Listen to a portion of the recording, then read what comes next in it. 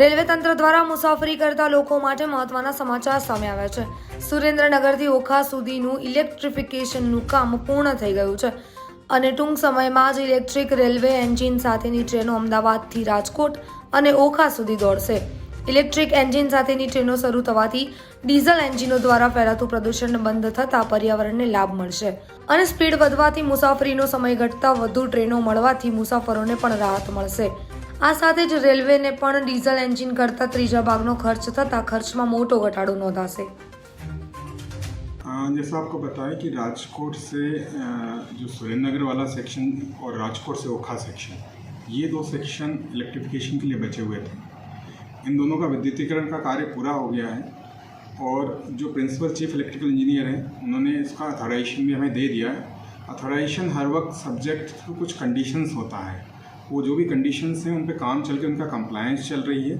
उनका कंप्लायंस होते से ही बहुत जल्द विद्युतीकरण के उससे हमारी जो विद्युत पे चलने वाली ट्रेनें इलेक्ट्रिक ट्रैक्शन पे वो चालू हो जाएंगी ओखा तक।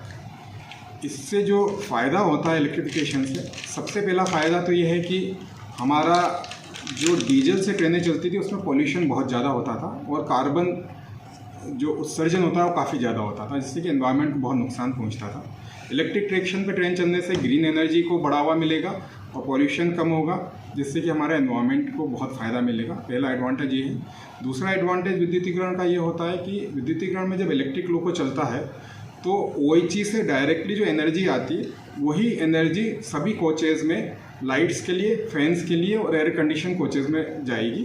तो अभी आपने देखा होगा कि जब डीजल से ट्रेनें चलती हैं तो दोनों एंड पे दो पावर कार्स लगी होती है और उनसे उसको ऐसी कोचेज़ और उनको इलेक्ट्रिसिटी प्रोवाइड की जाती थी, जो कि इतनी ज़्यादा रिलायबल नहीं होती है।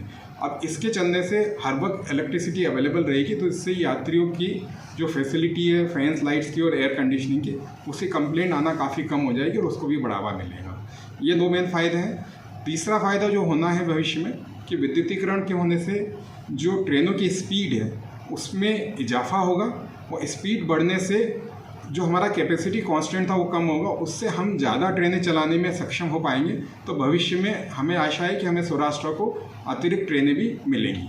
सौराष्ट्र के अलावा सबसे बड़ा एडवांटेज अहमदाबाद में अभी क्या होता था कि इलेक्ट्रिक पे ट्रेन आती थी और वहाँ से फिर डीजल चल के हमारे पास आता था, तो वो टाइम जो इलेक्ट्रिक से डीजल बदलने में लगता था अहमदाबाद में वो ख़त्म हो जाएगा, तो उस ट्रेन समय की हमारे पास बचत। डबलिंग होने से सबसे बड़ा फ़ायदा जो हमें हुआ है वो एक तो ये है कि हमारी पहले जब सिंगल लाइन थी तो काफ़ी स्टेशनों पे हमें एक दूसरी ट्रेन को क्रॉसिंग कराने के लिए रोकना पड़ता था, तो वो ख़त्म हो गया। उससे हमारी जो पंक्चुअलिटी थी, पहले हमारा पंक्चुअलिटी परसेंटेज लास्ट ईयर करीब 92-93% चल रहा था, वो इस साल बढ़ के 98 से 99% के आसपास हो गया। तो समय पालनता में काफ़ी इजाफा हुआ है।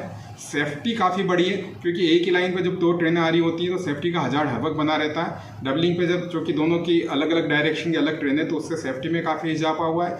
हमारी जो फ्रेट ट्रेन की स्पीड है, गुड्स ट्रेनों की स्पीड, उसमें भी काफ़ी बढ़ोतरी हुई है, वो मेन फ़ायदा है।